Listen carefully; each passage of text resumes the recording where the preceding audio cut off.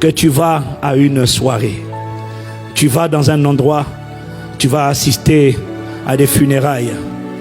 Et lorsque tu te rends à ces funérailles et que tu approches du cercueil, il y a du monde qui est là. Plusieurs témoins qui doivent prendre la parole à ces funérailles. Et lorsque tu vois ce monde, tu t'approches du cercueil et tu découvres que ce cercueil, c'est toi qui est à l'intérieur. Et au cours de ces funérailles, tu as plusieurs témoins qui doivent parler de ce que tu as été, c'est-à-dire de ton caractère. Et ils doivent parler de tes accomplissements, c'est-à-dire de ce que tu as fait, de ce que tu as réalisé, de ce que tu as laissé comme héritage. Et à cette cérémonie, plusieurs personnes donc doivent prendre la parole. Ta femme, si tu es marié, doit parler de toi, de ce que tu as été, de ton caractère. Et à cette cérémonie, il n'y a pas de langue de bois. On ne fait pas de diplomatie. On dit uniquement la vérité et rien que la vérité. Et un jour, il y a une femme qui est morte. Et on a dit à sa fille de parler à ses funérailles. Et sa fille, à l'heure de parler, lors de ses funérailles, sa fille a pris le micro. Elle était gênée, c'était un silence dans la salle. Elle ne savait pas quoi dire. Et cette fille s'est mise à dire, en fait, maman, je dois parler de maman. Maman aimait s'acheter les robes. Elle faisait beaucoup les magasins. Elle essayait d'esquisser des sourires, gênée, embarrassée, de devoir dire la vérité. Rien que la vérité sur sa mère. Maman aimait faire les magasins. Et il y a un homme pour lequel on dirait, ah, papa était rarement là. Quand il était là, quand il rentrait, on se cachait tous dans nos chambres. Quand il criait, on avait tous peur. Papa disait qu'il nous aimait. Et quand on lui demandait pourquoi il avait des maîtresses, il ne répondait pas. C'était papa. Et tu assistes à ces funérailles et tu dois entendre ta femme parler. Tu dois entendre tes enfants parler. Qu'est-ce qu'il a été? Papa buvait beaucoup. Des fois, il frappait maman. Et on lui disait, arrête, arrête, arrête. Ou des fois, ils s'engueulaient dans la maison. Ils criaient. Arrête, tu nous fais peur, tu nous fais peur. Est-ce que tu imagines cet enfant dire, voilà, il a dû de dire la vérité, rien que la vérité, alors.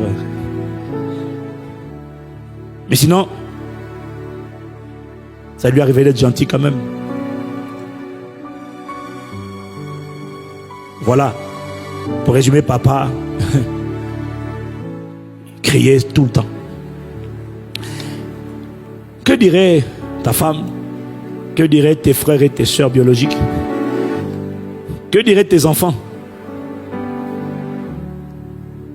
Et à cette cérémonie, il y a aussi ton père dans la foi. Tes parents biologiques, mais aussi tes pères dans la foi. Dans l'église, que diraient tes pasteurs? Que diraient-ils? Tu assistes, mon frère, à tes funérailles. Ils doivent parler de ton caractère. Ils doivent parler de ce que tu as accompli. De ce que tu leur as laissé comme héritage. Est-ce que ce sont des dettes? Ou est-ce que c'est un héritage positif et favorable?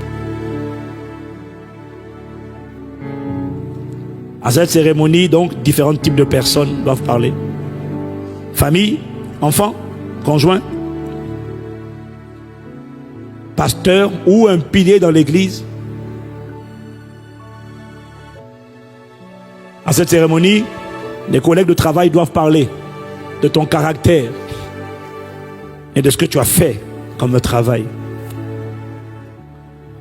Et tu as aussi un représentant de l'État, du quartier, de la ville, du département, de la région.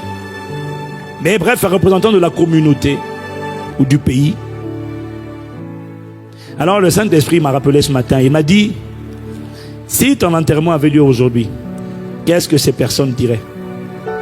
Si elles ne devaient dire la vérité, rien que la vérité. Ensuite, il m'a dit, est-ce que ce que ces personnes diraient, chacune de ces personnes, est-ce que ce que chacune d'elles dirait, si ça avait lieu aujourd'hui, est-ce que ce que ces personnes diraient, est-ce que tu es sûr que c'est exactement ce que tu voudrais qu'elles disent le jour où tu partiras? Est-ce que tu es sûr que c'est la destination que tu voulais prendre? Est-ce que tu es sûr que c'est le genre d'homme que tu voulais devenir? Est-ce que tu es sûr que c'est le genre d'œuvre que tu voulais accomplir? Est-ce que tu es sûr que c'est le genre de témoignage que tu voulais laisser? Est-ce que tu es sûr que c'est le genre d'histoire, de dossier pour lequel tu voulais qu'on se souvienne de toi? Est-ce que tu es sûr que si cette cérémonie avait lieu aujourd'hui, tes enfants, tes parents, tes amis, tes collègues, tes piliers, tes frères, tes soeurs dans l'église doivent parler? Est-ce que tu es sûr que s'ils devaient parler de toi aujourd'hui, ce qu'ils diraient, est-ce que tu es sûr que c'est ce que tu voudrais qu'ils disent véritablement?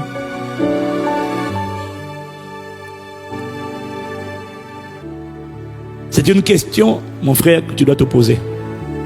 C'est la question qui t'aidera à établir. Est-ce que ta vie est en train de prendre la direction qu'au plus profond de toi, tu aimerais vraiment qu'elle prenne? Pour d'autres, on dira, papa était orgueilleux. Papa, il essayait, mais il était orgueilleux. Il n'écoutait personne. Il était imbu de lui-même. Les orgueilleux ne vont jamais loin. Est-ce que tu es sûr que tu as envie qu'on dise que tu étais arrogant, imbu de toi-même? Qu'est-ce que tu aimerais qu'on dise si cette cérémonie avait lieu aujourd'hui?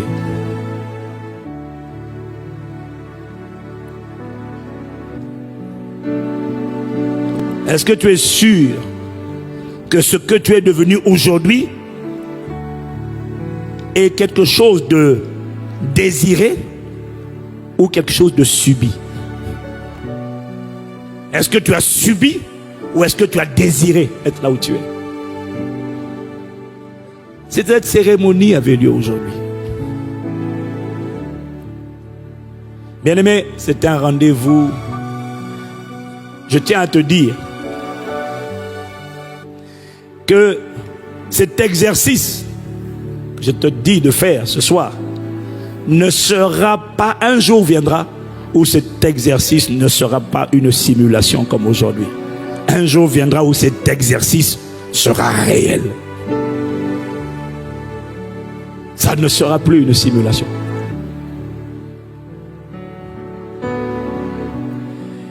Personnellement, ce qui m'a aidé,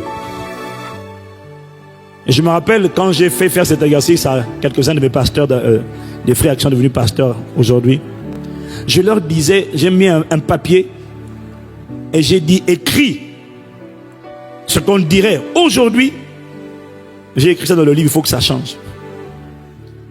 Écris ce qu'on dirait aujourd'hui de toi. Homme, père, enfant, membre d'église, collègue de travail, homme dans la société. Écris.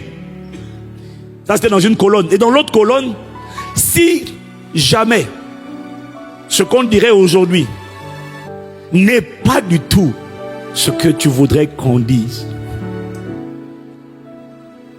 alors décide de sortir de cette convention qu'il fallait. En changeant, en modifiant certaines phrases, en modifiant certains textes que tu écrirais aujourd'hui, efface et écris à côté, qu'est-ce que tu voudrais que l'on dise? Quel témoignage veux-tu laisser? Quel héritage veux-tu laisser? Pourquoi veux-tu qu'on se souvienne de toi? Écris-le. Si tu peux, mon frère, à la maison, quand tu rentres, je ne pense pas que tu le feras. Mais si tu voulais, si tu pouvais, je te challengerais de commencer juste à écrire quelques lignes. Qu'est-ce qu'on dirait aujourd'hui et qu'est-ce que tu voudrais qu'on écrive? qu'est-ce que tu voudrais qu'on dise? Écris le discours et décide d'avoir le caractère et le témoignage qui ressemble au discours que tu voudrais qu'on dise. Ça sera ça ta vision. Ça sera ça ta trajectoire. Ça sera la direction de ta vie. Moi, on n'arrive pas là-bas par hasard, bien-aimé. On arrive là-bas parce qu'on a une vision et qu'on poursuit cette vision. L'esprit du Seigneur. Tu as il impacte ton âme. La Bible dit médite largement dans cette direction. J'ai une privation de soleil. Si ton procureur te condamne, autorité, faithfulness,